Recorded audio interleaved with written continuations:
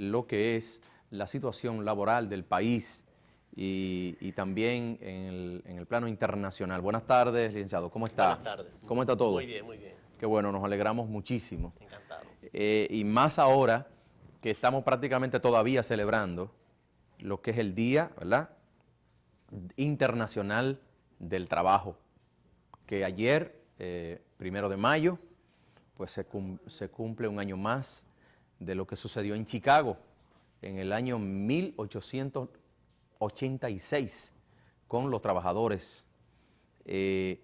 Usted, que es un conocedor al dedillo de la situación laboral del país y del mundo, me gustaría que usted me diga cómo usted ve la situación en torno a esta celebración. Bueno, antes de entrar en los detalles de la actualidad, es bueno hacer algunas explicaciones sobre lo que es el trabajo. Ya. Porque al conmemorar el Día del Trabajo, nosotros vamos a tener una claridad sobre lo que es el mundo del trabajo. La historia de la humanidad ha transcurrido con un tipo de trabajo muy diferente al que nosotros conocemos en la actualidad. Durante toda la historia, podemos decir, o la mayoría de la historia, el hombre trabajó con 4 elementos fundamentales: el agua, el viento, el fuego y los animales.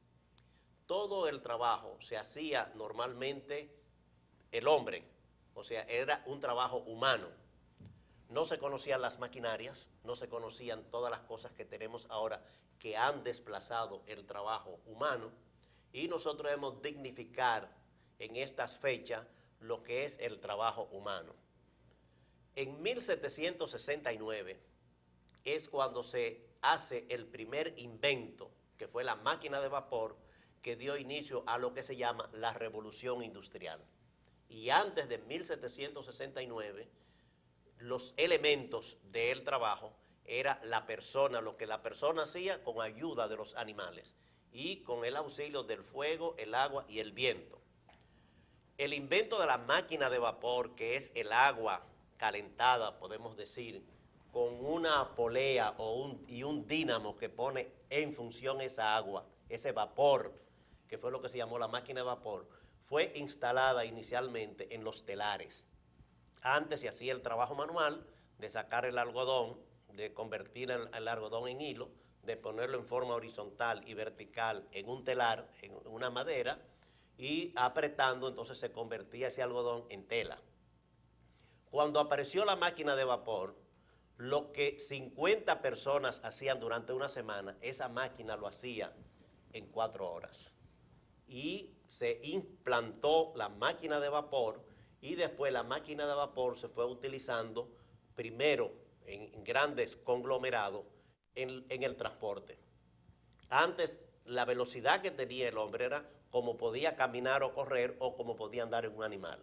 Bien. Pero cuando apareció la máquina de vapor, esa máquina de vapor se instaló en las locomotoras y a través de unos rieles.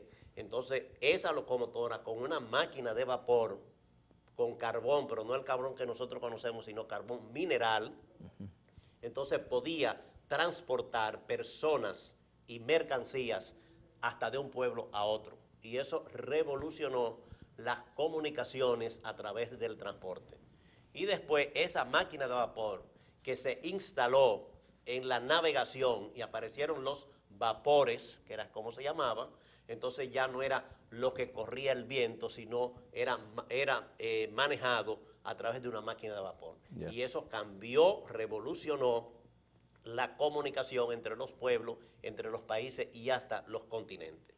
La revolución industrial vino a cambiar el mundo del trabajo, y ya no era el trabajo que hacían las personas, habían 2 tipos de trabajo: el trabajo familiar, que lo hacían en las comunidades, especialmente agrícolas, y se trabajaba con las materias primas, quiere decir con la agricultura, con la minería, con la cacería, pero ya con estas máquinas el mundo del trabajo cambió.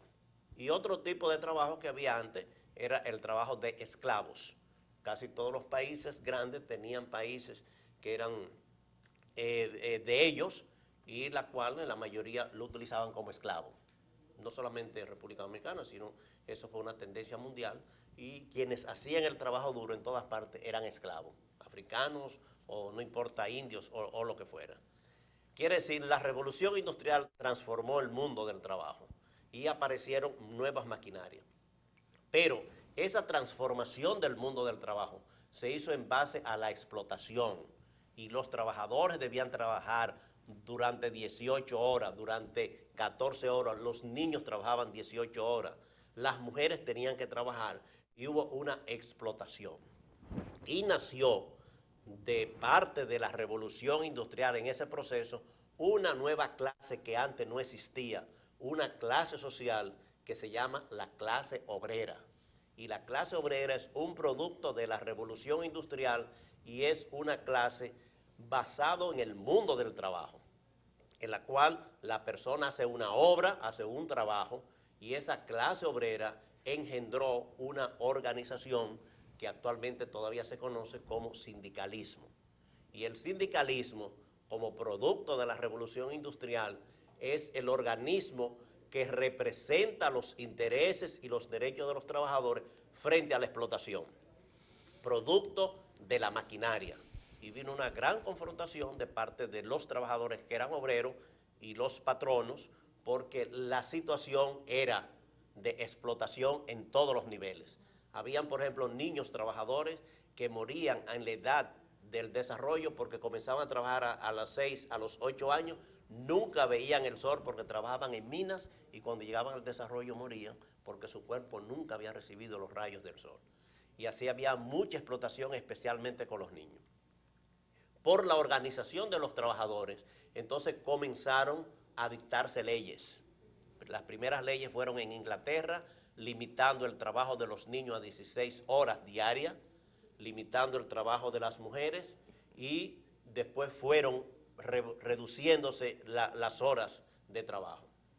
Como tú explicaste al principio, en 1886 había una teoría de los trabajadores de que las 24 horas del día debían dividirse en 8 horas para trabajar, 8 horas para dormir y 8 horas para el recreo y para la vida familiar. Y también para Y estudiar, para estudiar.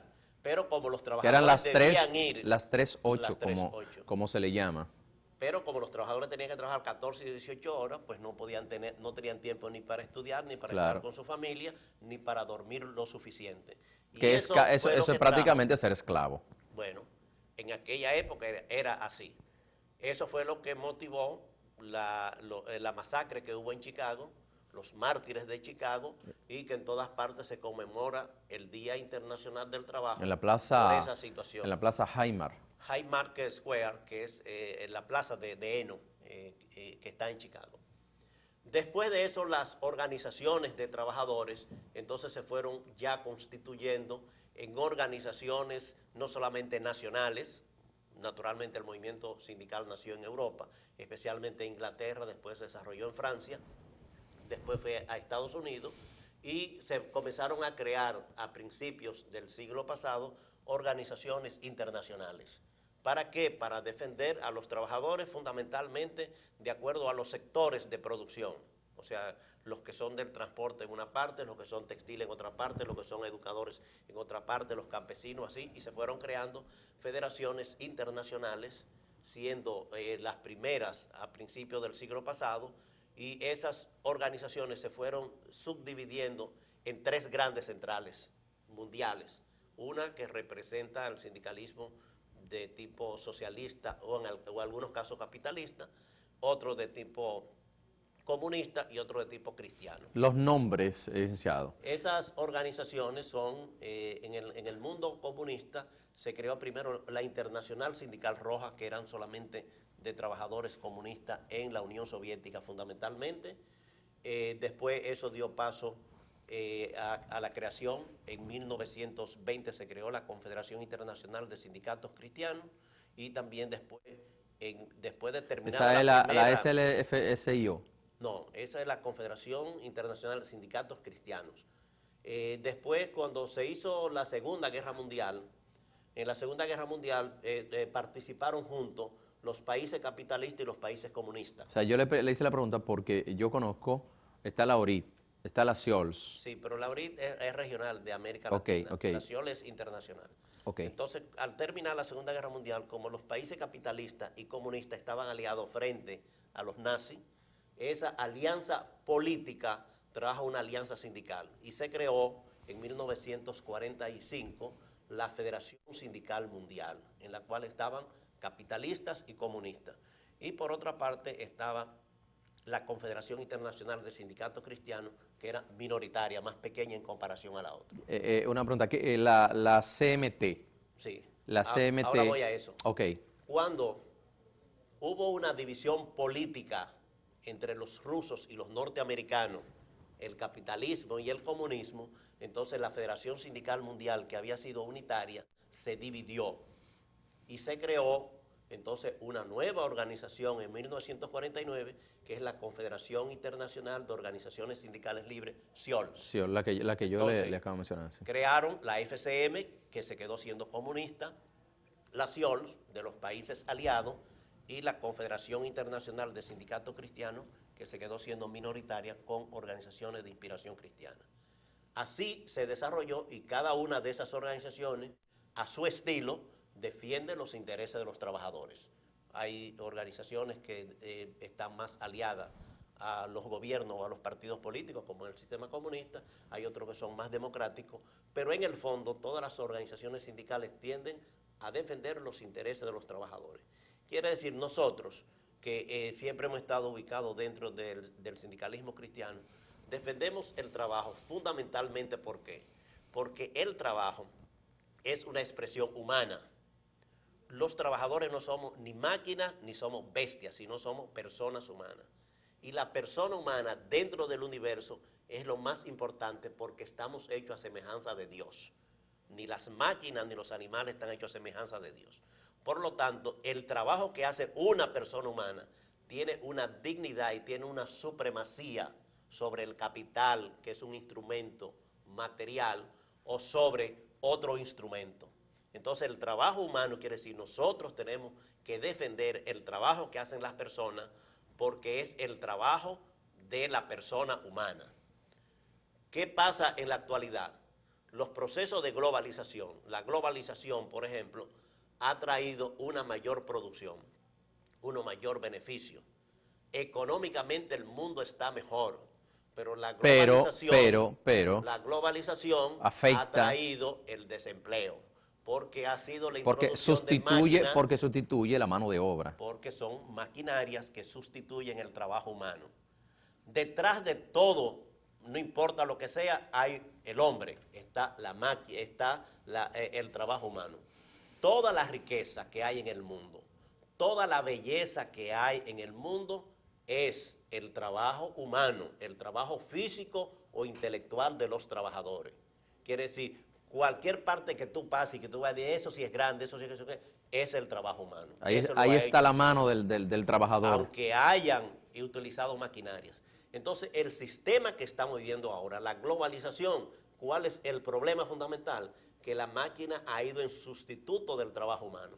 Y donde antes habían 100 trabajadores, uno va ahora y hay 20 trabajadores. Y hay todos los aparatos sofisticados, pero se está perdiendo el mundo del trabajo.